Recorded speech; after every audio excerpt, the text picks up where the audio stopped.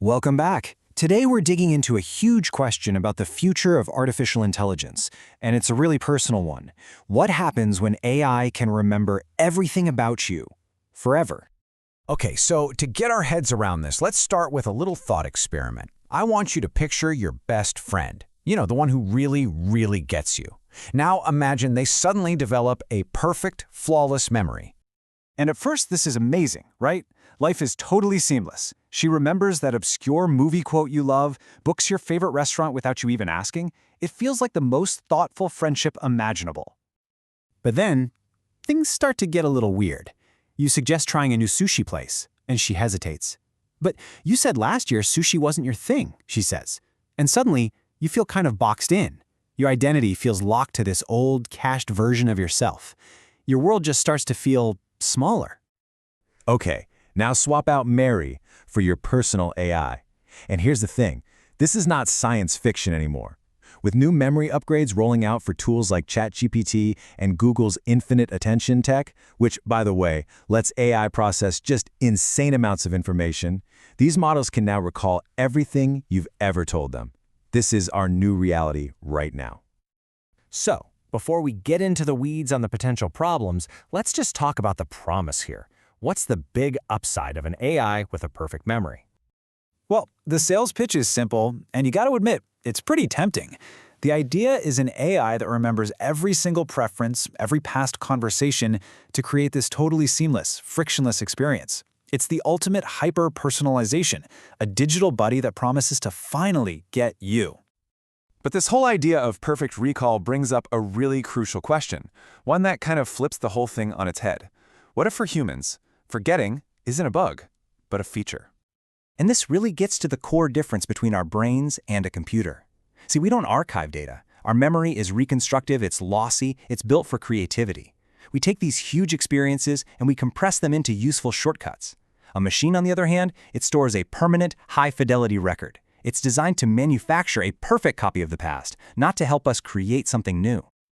You know, cognitive science actually tells us that evolution basically optimized our brains to survive the present, not to perfectly recall the past. Think about it. An early human who remembers every single terrifying detail of a tiger attack might just freeze up. But the one who just remembers the gist, hey, riverbank equals danger, is the one who acts fast and survives. Forgetting helps us prioritize, adapt, and just move on.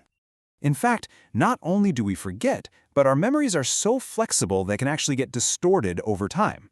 There's this wild thing called memory amplification, where people who've gone through trauma can actually come to remember it as being even worse than it was. Why? Because our brains can get confused about what really happened versus what we thought about it later. It just proves we are not perfect tape recorders, not even close. So if our minds are literally designed to forget, to change, to evolve, what in the world happens when we tie them to a machine with a perfect, unchanging memory? Well, we risk creating this incredibly powerful feedback loop. The AI remembers what you liked last month, it reinforces that in its answers today, and it kind of nudges you to be that same person tomorrow. This creates what some have called an echo chamber to end all echo chambers, just constantly reflecting your past self right back at you. And the risks here are huge, and they should sound pretty familiar. I mean, this is basically the exact problem of filter bubbles we've been talking about for years with social media. But the difference now is that this logic is moving from your public feed into your most intimate, private conversations, shaping not just what you see, but how you think about yourself. And this right here is such a perfect way to put it. Think about it. Real personal growth is often uncomfortable, right? You have to step outside your comfort zone. An AI that's only optimized for comfort and familiarity, it basically turns that cognitive gym where we're supposed to be stretching our minds into a lazy river, where we just float along, completely unchallenged and, well, unchanging. Okay, so if that's the trap we want to avoid, the way forward has to be intentional. We actually have to design AI with the ability to forget, strategically and purposefully. And look, there is a path forward, but it's going to take action on every single level. It starts with us, the users, then it moves to the designers who build the interfaces we use, and it goes all the way down to the core architecture that the developers engineer. So for us, it's about taking back control. It means actually going into your AI's settings, managing what it remembers, and deleting the stuff that's outdated. It means using temporary chats to play with new ideas. And for designers, it means building better tools for us, like memory review moments that prompt us to clean house, or setting expiration dates on certain info, treating our memory less like a stone tablet and more like a flexible sketchpad. And on the technical side, developers are already working on some really powerful solutions. One of the most promising is this idea called adaptive forgetting. This is where an AI is literally programmed to periodically erase and retrain parts of its own memory, which is kind of like how our brains let go of details we don't need anymore to make room for new stuff. And then there's an even cooler approach called synaptic RAG. I know, the name is a total mouthful, but the idea behind it is just beautiful. It's inspired by our own brains, and what it does is it gives the AI a sense of time. This lets it prioritize information based on when it happened, making its memory more dynamic, more context-aware, frankly, a lot more human. So let's pull all this together. How do all these ideas build toward a better, more human-friendly future with AI? And here is the absolute key takeaway.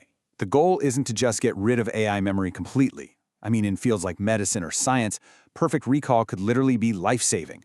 But for the personal AI companions that we bring into our everyday lives, we need a totally different approach, one that's aligned with human growth, not just data storage.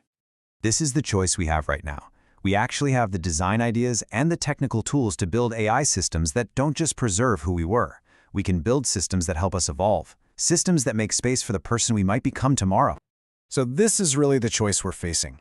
On one hand, we can have an AI that's basically a digital tape recorder. It just archives the past perfectly and reinforces our old patterns. It defines who we were.